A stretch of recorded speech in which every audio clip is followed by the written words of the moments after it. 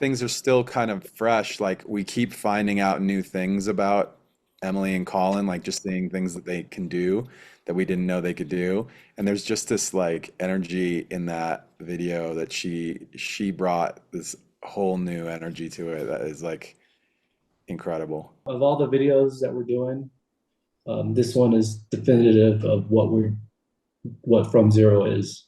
The I agree. relationship of the band, the energy that we put out, the personality and the enjoyment we have together. It's all in this video.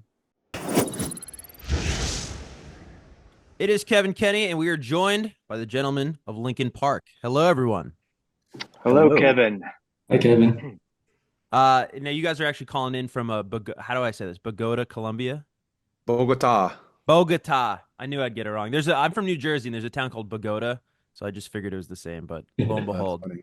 That's you funny. guys were saying actually before we got started that this is the first time you're ever playing this city.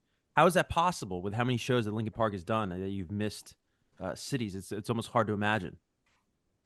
It I is mean, this rare. It's very rare to play a new spot, and it was it came up somehow on maybe Twitter or somewhere. But the last time we had played a new show, I think, was in Hungary on maybe the last tour cycle. But it seems like these days there's one or two new cities or new countries per cycle that we get to see for the first time, and it's always a good time. Well, and it's Hi, a test. Emily. Oh, is Emily here Hi. now? Hi. Sorry about that. No, it's all good. Hi, Emily. Thanks for joining us. Hi, of Uh, course. we were actually it's a beautiful segue that you're here because we're talking about you guys are playing a show in a city as a band that you've never done before. And Mike, you were remarking to Emily in I guess a podcast, I don't know, you guys were just kind of hanging out recording. It was kind of a cool thing you did for the fans, or the hour-long chat between you two.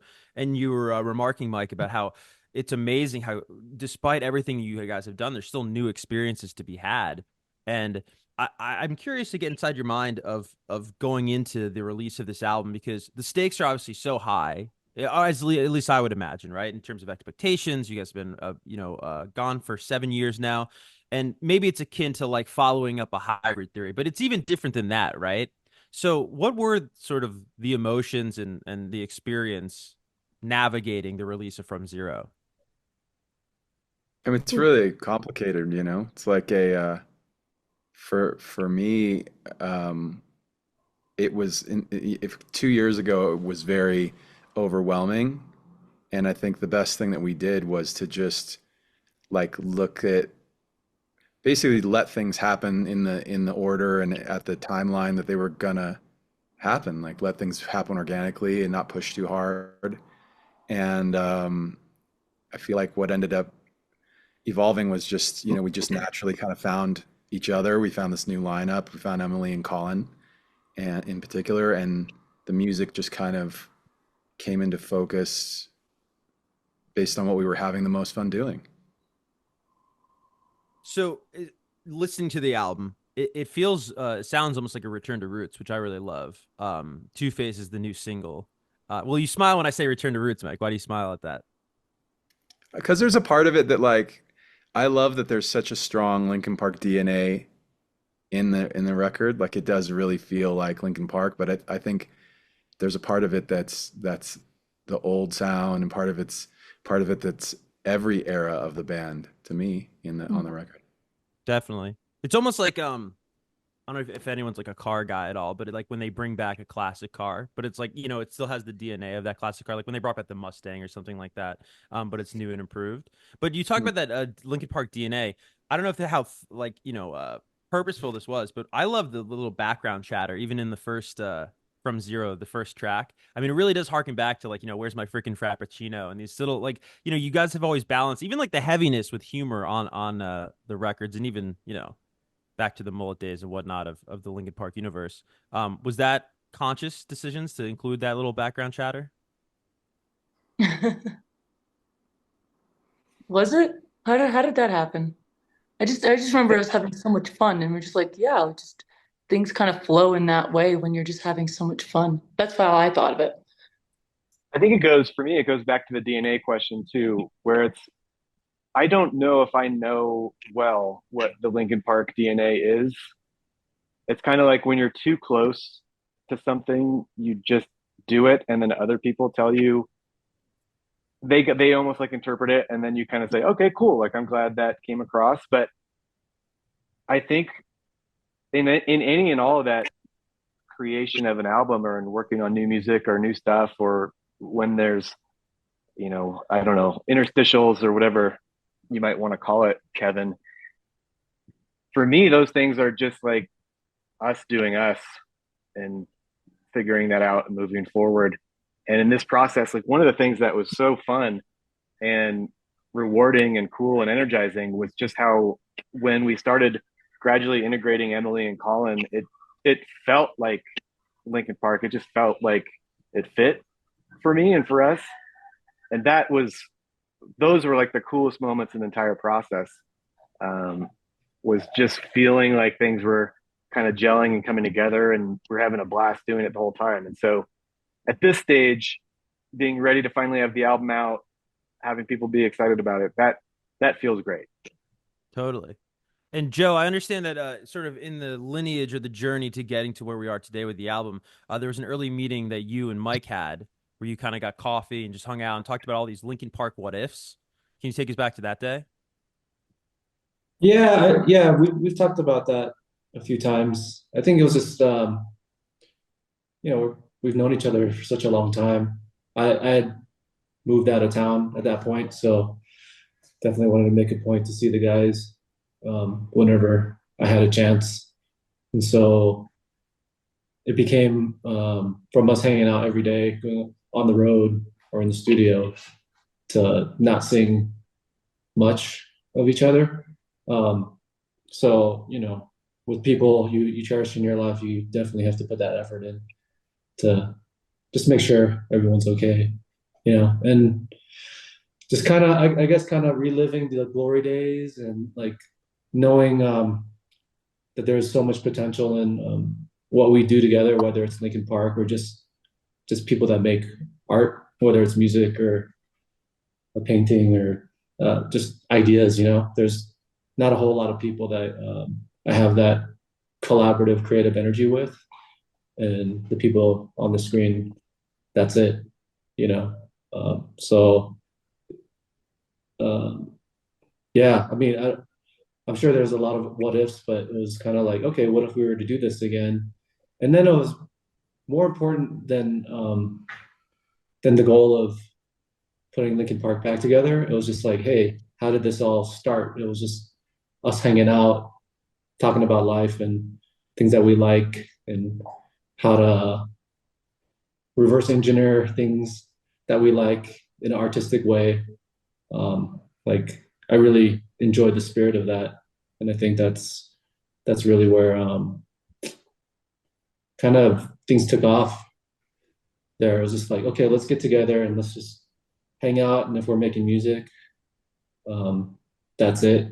And we have so much fun making music that it just became, at a certain point, just became a regular thing that we just started doing. How much music did you guys wind up making? Because obviously it's a very concise record. I believe 11 tracks on From Zero. And I mean, it's 10 songs. Yeah. yeah, So we made a lot of stuff, and like kind of like we always do. Um, when I I would say say that, Mike never stops making music, and, whether it's Mhm. part of what he does. I think it's, you wake up, get coffee, and you do what you do every day, what you enjoy. So, I think immediately after um, we stopped touring and all that, Mike just started writing, and I don't think it's ever stopped. Um, but some of so those things are like more like sketches, you know? They're not songs. They're just kind of like scribbles. And then other ones just become interesting, and you just know you want to spend more time developing them. And yeah, I think that the 10 that made the record, it was a process of editing down, but they were it takes a lot. I felt like it took a lot of like maturity and um being kind of tough on ourselves to present such a concise, body of work. yeah. You guys have talked about in other interviews the changes, obviously, with the new Linkin Park, maturity being one of them, as Mike just pointed out, and obviously, with Colin and Emily now in the fold, you guys have said how just having members of a different generation have taught you things. They've brought in a different point of view, and I'm curious, Emily, can you think of that some of those different points of views you've been able to bring to the band, and just a different viewpoint? Emily, how have you and Colin brought the immaturity back to the band? Exactly. Uh, that's I funny. think I think we've just, we obviously have never been in such big success before, and the way that we worked every day was still like we want to make it. So we just always were every day. The work that we put in is just like very, very concise, and how do we, spend our days and everything. I don't know how it changed really. I think it's just like not changed, but like what you're asking and like what brings that. I'm not quite sure that it's something that you could say. I don't know. Is it something, do you guys know? Like, if is it some kind of like, it's just, I don't know. I think it's just being fan of the band and we get along, and there might be a little bit of a gap, with some things that I can't quite, I don't know if there's like a thing, you know? I remember one moment actually that Colin was like we were writing and we just had like a guitar riff and a drum beat. I think was really like not very much there to the song yet. And he just had one of those moments where he was like, dude, this song is already like so Linkin Park. And he was just kind of like he was, it was almost like, allow me a moment to just like geek out on the fact that this is so the band and it's not even a song yet, but it just sounds like the thing that I like was basically what he was saying. And I think that like that for me, Great point. Yeah. yeah, coming from some people, it's like it could be a little awkward because you're like, is this person just like fanning out or whatever? But not from him because he's like really accomplished and like really makes great records and knows what he's doing. And he was just speaking on behalf of like, I love when you guys do this. Like, would you want to do more of it? Yeah. 'Cause we're capable of making stuff that's like very different from that, but he was just really enjoying the moment, I thought, and it was like really, really a cool thing to have. Yeah, because Colin and I, like, we're about the same age, and we listened to Linkin Park, especially Hybrid Theory and Meteora and all that. And it's like we are making our own bands at that point, right? So we're figuring out our sound, and then we do that. And then, I've been in a band for 20 years, and then, have had a lot of experience being in a band, doing the whole thing. And then now I'm coming to a really, really successful band. So it's like there's a little bit of that gap, where it's like you guys really inspired me, but then again, I've had all this experience. So there's still, you see what I mean? Like it's not like we're just like these babies that are coming in and being like, ooh, teach us. It's like, no, we know who we are, but it just happens to be such a great fit. Yeah. And yeah. Well, Emily, is there any sort of compartmentalizing you need to do though, where you take that surrealist like sort of aspect of the job, where you are the lead singer of Linkin Park now, and then obviously you have a job to do, so you need to focus on doing your job. Do you have to compartmentalize those two things at all, or is it kind of just more fluid and natural? I mean, just you saying that made me laugh. Just like how did this happen? So of course there's some of that. It's definitely a process, and it's not something that's just like you just fit on in one day, you know. It's getting like I mentioned, being in a band for 20 years before this, so it's like the same but different, It's like I'm doing the same thing, but with just different people now, you know. Yeah. So it's just like this, adjustments, and yeah, and it's exciting. And I kind of hope it doesn't ever go away, you know? I kind of like that, There's something very exciting about it. And, just like how you just said it, like you being the singer of Linkin Park, I'm like, what? Oh God, how did that happen? It's like I'm being it, I'm doing it, but then I hear it back. It's still very exciting. Yeah, definitely. And I gotta imagine it's kind of unique because you become the lead singer of Linkin Park so many times, right? For the you know, you become the lead when they make the announcement, when you do the Uh-huh. Billboard cover, right? You have to experience yourself as the lead singer of Linkin Park the first time you see yourself in a press photo, you know, and Hmm. then now you're doing interviews, right? So that's a whole new experience. Now you're going to go out on tour eventually, you know. So Yeah, it must like come in waves. exactly. Exactly. Yeah. And that's the whole process. That's the adjustments. Which I hope it never really changes. I mean, there's a lot of firsts for me, obviously, and Colin. But and it's everything I've wanted, It's just like, and that's the another thing too, It's like working so hard to get to a place, and then this is just how it all laid out for me, and us, and it couldn't be more perfect. And then did I hear you talk about, I think with Apple, you were saying that One Step Closer may have been like what made you want to scream for the first time as a kid. Yep. Yeah, So exactly. I was thinking about, having to navigate just again like just an unprecedented experience that you're having right now as the lead singer, right, of Linkin Park. And is your anchor, if you will, to use that phrase, like is that how personal and intimate this band might have been to your own journey, that you kind of find your anchor in that, amid all like just everything you're gonna have to navigate from now on? Sure. I mean, I mean, what I'm taking from that is being a fan of the band, and that's the anchor, really, you know. And I love what they do, and the fact that I get to be a part of it is still crazy, you know. And try to not ruin anything. That's funny. Yep. I think like it would do us a disservice though also for us not to talk about how awesome Emily and Colin are as well. And it's like there's components to it too for me where I forget or I feel weird sometimes that I am the bassist in Linkin Park or whatever that means because we go home and I take out the trash and my kids make fun of me and it's there's a disconnect between coming to Bogota, Colombia for the first time ever and having people be so excited because you're here and then like the rest, the 99% of the rest of my normal day or life is not that. I don't walk downstairs in the morning and have like my family cheer that I've entered the room. That's not real life. That's not normal. So there's a part of it for all of us. I think that's like the band is bigger.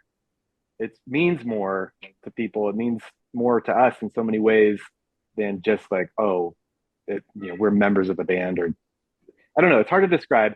And with that, also like what Emily and Colin have brought into that mix is invaluable. It's huge and so important to our live show, what we're doing, but even more so to the record. Like their contribution to that was absolutely from zero couldn't have happened without the two of them. So it's like I got to imagine Emily that you guys are in that weird push pull of like I'm doing this thing that's a big crazy thing and also like so normal in so many different ways to like have us sit and hang out, do dinner, record at Mike's house, whatever. There's like a weird disconnect between almost like two completely separate modes of how this all goes. Yeah. Yeah, absolutely. Guys, more so to the band, was there a song that you heard Emily on that was sort of the light switch moment of, okay, this isn't just a featured artist or somebody we like working with. This is somebody who could be the new lead singer of our band. Oh man, Em, I still have to share that playlist with you that I made of your stuff. Do you Oh remember yeah. Yeah, yeah, yeah, yeah. made like I when I got more when we were starting to get get serious about this lineup, I made a playlist of favorite songs that Emily had, I mean, the favorite Dead Sarah songs basically. And I mean, it kind of goes without saying that Weatherman was like the first one I had heard back when that came out, but there were ones off of different records that helped me imagine how she would participate in our band. Like I can hear sounds in my head before they're like a real sound, and that's how, like, when I'm working on a song, I might go, oh, I imagine we should add something kind of like this, because I can almost picture it somehow. And when I was listening to certain songs of hers, I could just tell that Emily would be really good on, on Crawling, or on Plead It Out, or What I've Done. It was just seemed obvious to me that the texture of her voice and the way when she sings, like, it's not, I feel like she's a great performer, but the singing isn't performative, if that makes sense. Like, it's not an instrument that you just pick up and play. There's so much, like, personal, like, soul coming through, and emotion, natural emotion that comes through when she sings. And I don't get that feeling from a lot of singers. I only get that feeling from certain people who are great. Yeah, I'm not a great singer, but I know that Mike gets that feeling from when I sing. Yeah, because it's not about technicality. Even though Joe is technically one of, if not the best singer, in the world. it really is about soul and emotion, and he's got that too. So it's very intimidating for us. Good play on words with soul. I scare myself sometimes. Well, I've actually heard Dave, you guys. I like that slipped under the radar, but I just want to acknowledge the joke. Um, Speaking of vocals, Emily's vocals, I heard that that you guys have said that her vocals specifically inspired the sonic direction of the album. Is that fair to say? I Mm. felt like we could do, yeah, in the same way that, like, everybody's participation, like, does that, like, for us, the song, like, the DNA of the song, the arrangement of it, the sound that you end up hearing is a synthesis of all of the different people that are there and that participated, right? So when you've got different people, you've got different, strengths and weaknesses, um, or in this case, like, all weaknesses. And we just, do our best to not make the song suck. And I I, think I, these, would- I I would think these also add songs to don't that suck. that it's not just like here's Mike and here's Emily. And this is what they do. One raps and kind of sings. Like Mike, if you pay attention to this record, the versatility that he brings to the table um, is there's a lot going on that people may not notice unless they're paying attention. And the way Emily just interweaves with that is fantastic. And then to be able to set up for a big crescendo is for powerful moments.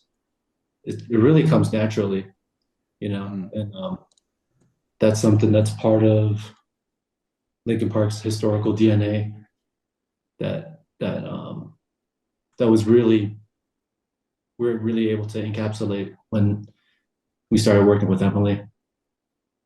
Mm. Yeah, Joe was just saying there what Mike does on the record, and I wanted to ask you guys about track 6, Casualty, and how that I felt like I'm by no means a Linkin Park historian necessarily, but that seemed like a new Mike Shinoda in terms of vocal delivery, and even a new kind of heavy from you guys, than maybe the expected Linkin Park heavy. Can you talk to me about Casualty? I mean, one of our favorite songs on the album. It's arguably the heaviest song on the record, and yeah, we wrote a good deal of the. I mean, I think we had the a lot of the body of the track might have been. I don't remember if Colin and I kind of cooked up a bunch of that with Brad, or how that came about. But I know that when we all got together to do the vocals, we did a lot of it in one day, and I loved the, like, we came with the chorus verse. Emily came with those those lyrics and that screaming part, and she and I kind of worked that out. And then when it came to the verses, I just had a I had a few ideas that I had already sketched out, and Joe, I think it was Joe that suggested like try and do them in a different style, like a louder, different style instead of just doing like a rap. And yeah, it's like I grew up listening like a couple of the bands that I loved growing up were like I loved Helmet, I loved Strife, um, a few other hardcore bands like that, and I think I kind of pulled in that direction on the verses. And I've never done anything like that before. It was like weird for me. Yeah, it's different, it's new, exciting. We were all so excited when you were doing it. It's Oh my like, God. Yeah. You guys, I think that I was like, I great. think I did it and I was so like, I don't have any idea if this is any good at all. When I was in the booth, I was like, I don't know, is this stupid? And I finished the take and I look in the room and they're all like cheering, basically. Yeah. It's fun. And then Mike, you were mentioning arrangements before, just talking about making the record. And I heard you say somewhere that was there a different arrangement for the Emptiness Machine than what is on the radio right now that everyone knows? Oh, it's just that when I wrote it, I wrote it like in my register, like front. I sang the whole thing. So that's, the music was pretty similar. It was just it would have been, was it lower or higher? I don't remember which way we went to get it to Emily's to have Emily sing on it. But yeah, it was a different key and it was me all the way down. And then and I remembered thinking like this is a special song. Like I remembered loving it so much I kept playing it for management. I played it for the label and they all liked it and were curious about it.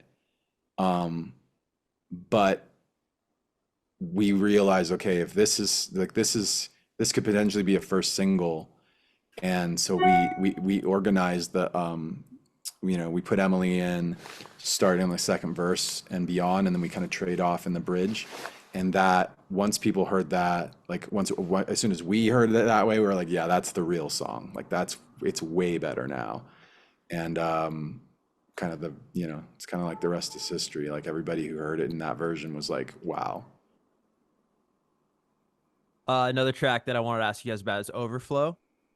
I Yeah. my note on Overflow is if Linkin Park made a Travis Scott song, which I really liked about that. But I was curious, Interesting. what is your creative vision going into that song? That song for me went through maybe of everything on the record. It went through the most different versions and permutations, and it just it always felt like one of those ones where we needed to figure out how to get this to the right spot. And it went through at least three, if not four choruses and arrangements of that. Um, it just was a tricky one to kind of unlock how it would work. And it was always one that I think all of us really wanted to work because it does feel like it fits, but it feels very different. It expresses like a different side of Linkin Park and what we like to do. Um, I think without that song on From Zero, the album itself wouldn't be as like well rounded. So in the process, it was just I think like at one point we worked with a handful of different writers early on. Um, there just never was the right feel to the whole thing. There were bits and pieces that were like, "Yep, that's amazing. That sounds great. I'm excited about that." But then it gets to here, and we just need to unlock it. And I think it wasn't. Did we finally unlock that in East West a little bit? Yeah. Is that where we started But on the the? chorus, we did a chorus in East West and M sang it.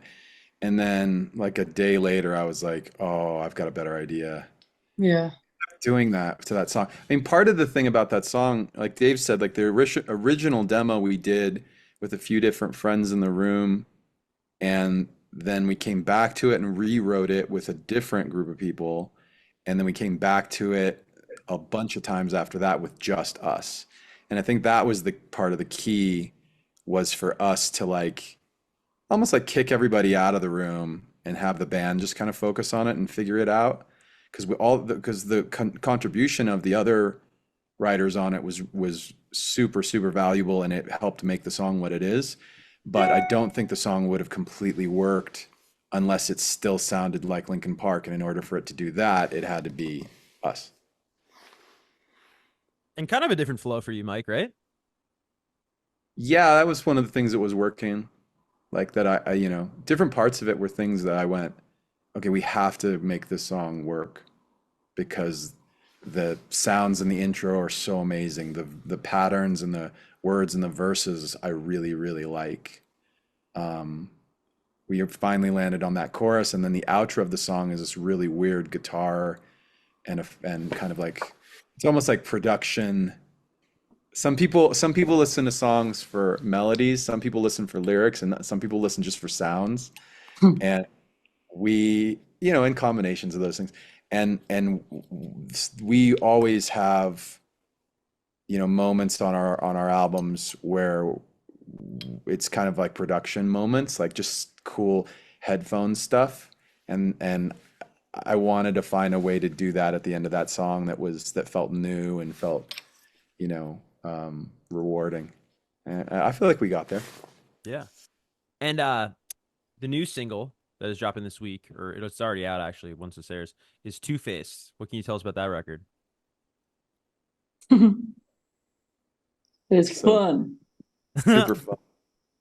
Joe, by the way, shout out to Joe on that video. We did a clip for it. I don't want to give away too much, but I love that video.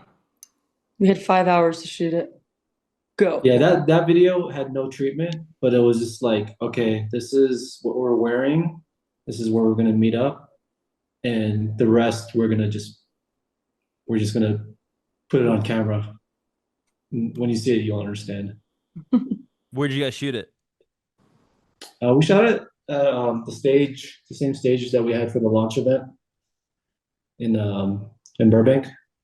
Oh, did you shoot it that day? Yeah, and part of the reason Or for a day that is, before, a couple days Day before. before.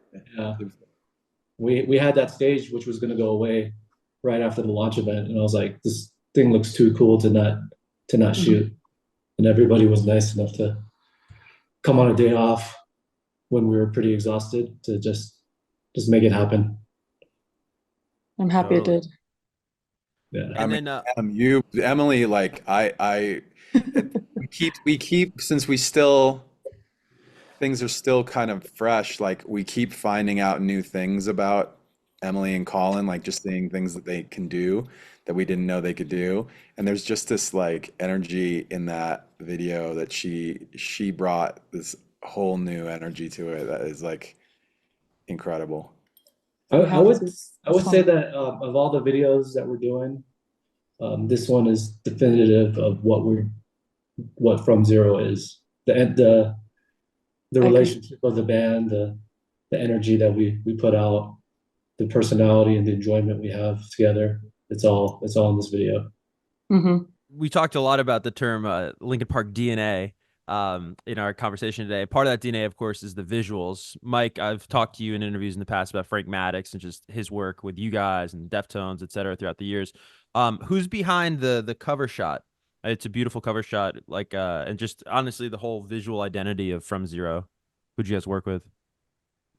Um, well, I mean, I really have to give a lot of credit to Frank for that. I know that he worked with a few other people to get those shots. One thing to know about the album artwork is it's not computer generated, even though the images might look that way. There's no Photoshop, there's no AI. It's just photography of, different paints, and I think they used there was like oils or something and water, and then it's physical elements shot with light and cameras. So gorgeous stuff. We wanted, Joe and I talked to Frank about it beforehand, like what types of things we were into, and we went down a couple different rabbit holes, and landed on this because it the nature of how the band came together was very organic, meaning this new lineup, and we wrote the album while we built the band back up. Like it all happened at the same time. Like certain songs were already kind of like coming into focus while we were like, I wonder if Colin would be a good fit for to be like in the band, you know?